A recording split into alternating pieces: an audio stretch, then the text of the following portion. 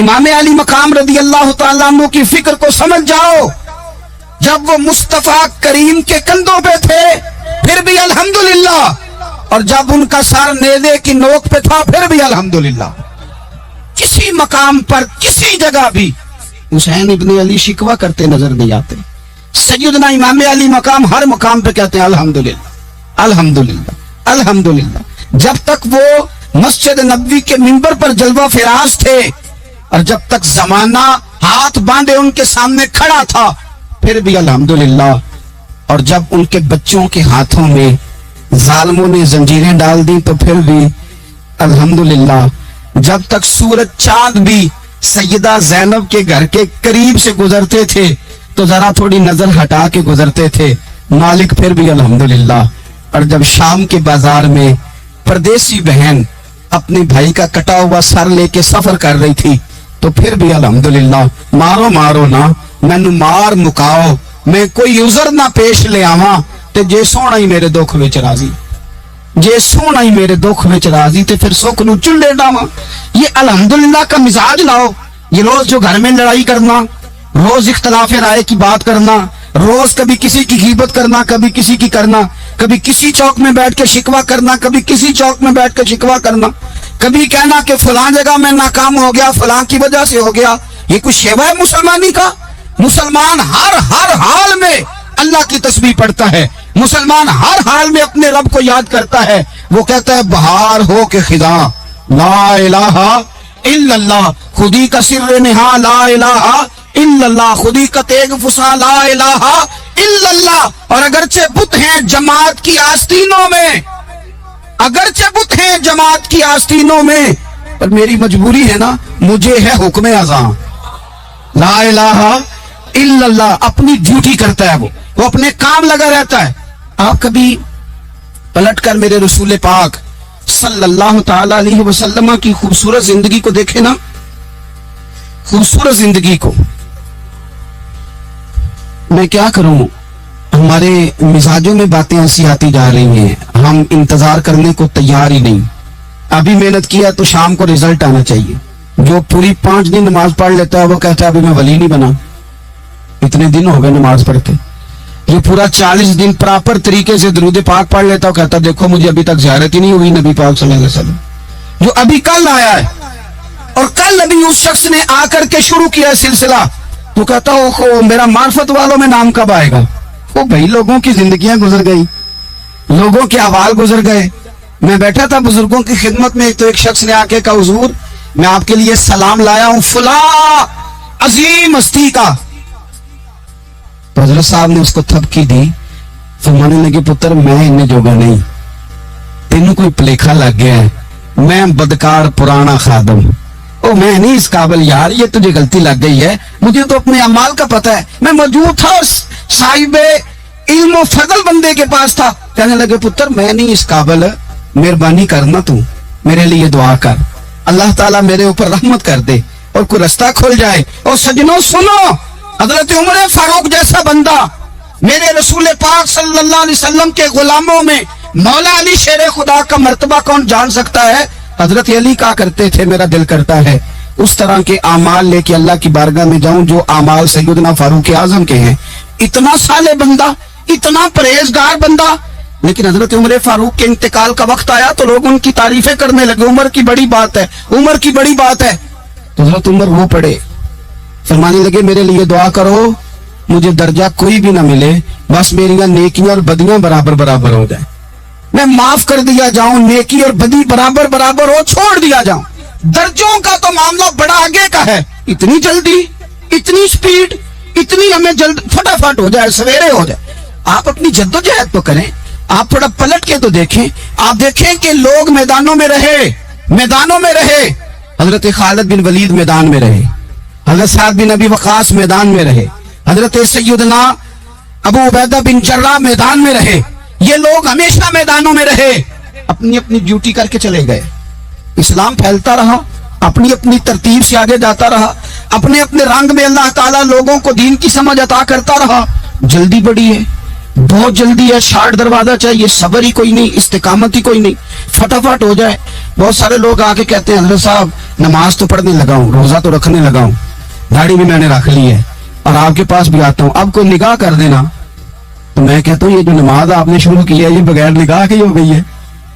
ये जो आप आना शुरू हो गए हैं तो इसको आप निगाह नहीं समझते, और ये भी मेरी निगाह नहीं, परेशान ना हो जाइएगा, ये भी अल्लाह रसूल की निगाह ही है। ओ खुदा के बंदो, थोड़ा सा अपनी जिंदगी में सब्र और इस्तकामत को लाओ, थोड़ा रास्ते पे चलना सीखो। और मैं आपको एक बात अर्ज करूं, हमारे सूफिया ने एक बारीक नुक्ता भी बयान किया। वो कहते हैं ये जो विसाल है ना, विसाल ये तो इख्तिताम है,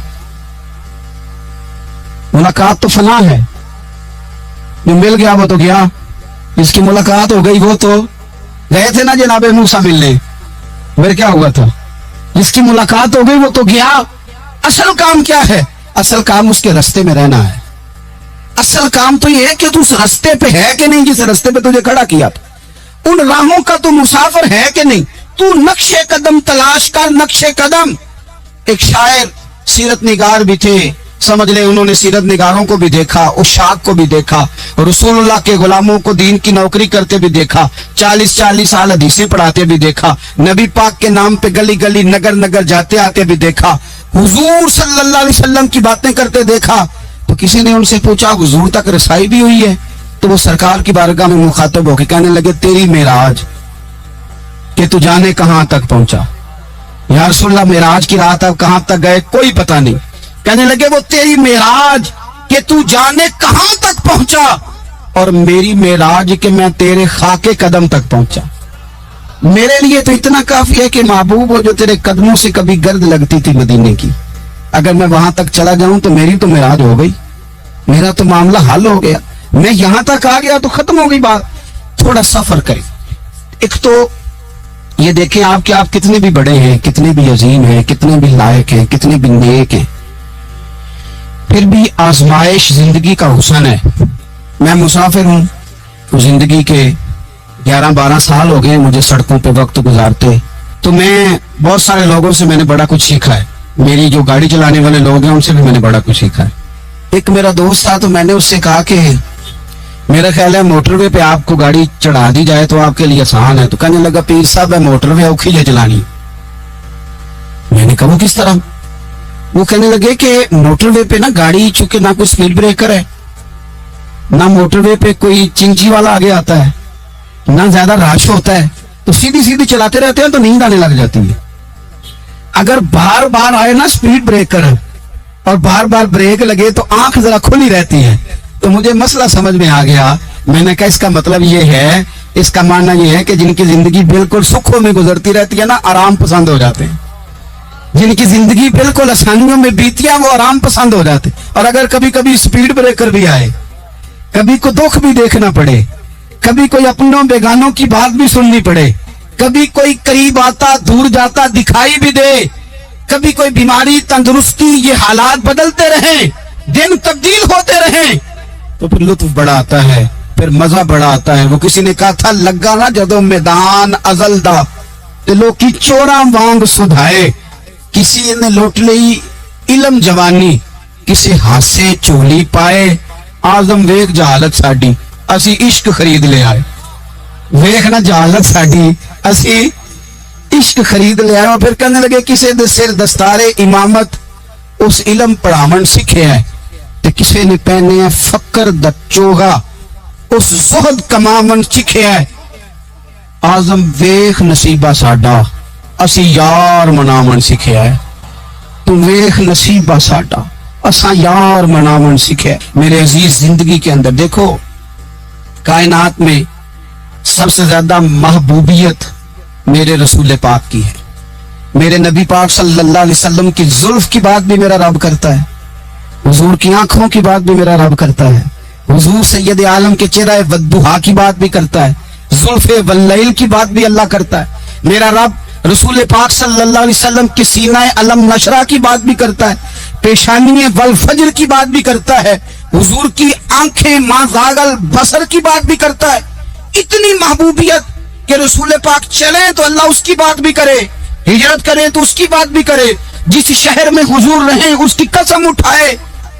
और हाल पता क्या है कि महबूब पैदा नहीं हुए तो बाप चले गए, अभी उम्र छोटी थी, माँ की खुल के ज़ियारत होना थी कि अम्मा भी चली गई। दादा कंधों पे खिलाया करते थे, तो तारीख कहती है कि दादा का जनाजा उठा तो पीछे पीछे हुजूर भी आंसू बहा रहे थे। एक वफादार बीवी मिली तो अपने वक्त पे सजदा खतीजा भी चली गई। एक टाइम आया तो जनाब अबू तालिब भी रुखसत हो गए। मक्के से हुजूर को इतना प्यार था वो छोड़ना पड़ा। सादिक और अमीन कहने वालों ने हुजूर की दावत को कबूल करने से इनकार कर दिया, तो रसूल करीम ने अपनी पेशानी पर किसी किस्म का कोई शिकन नहीं आने दिया। रसूल पाक मदीने आए तो लोग तलवारें लेके बदर में आ गए लड़ने, शहीद करने। हुजूर वहां भी कोई परेशान नहीं होते। मैदान उहद आया तो नबी पाक ने अपने चचा को कटे हुए वजूद में देखा, निकली हुई आंखों में देखा, कटे हुए होंठों में देखा। किसी जगह मेरे रसूल पाक सल्लल्लाहु ताला अलैहि वसल्लम शिकवा करते दिखाई नहीं देते। हुजूर की वो बीवी सैयदा आयशा सिद्दीका रदियल्लाहु ताला अन्हा, जिनकी पाकी का रब बयान करे, उन पर मुनाफिकीन ने इल्जाम लगा दिया। इतने पाक घराने पर लोगों ने उंगली उठाई। मेरे रसूल ने आंसू बहाए, पर किसी जगह हुजूर परेशान होते दिखाई नहीं दिए। हम ढूंढने लगे, तलाश करने लगे।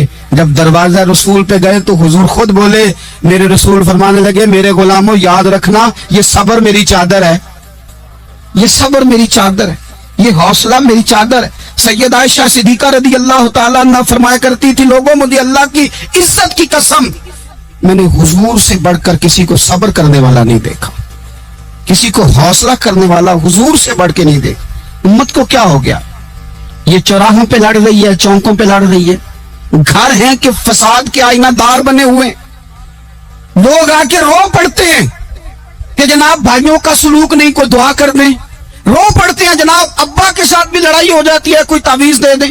जरा जरा हौसला नहीं, सब्र नहीं। किसी जगह ठहरना तो सीखो मेरे अजीज, किसी जगह ओ यारो आओ ना। मैदान करबला के दो सबक, इस्तकामत और सब्र। कितना दर्जा है सैयदना बिलाल हबशी का।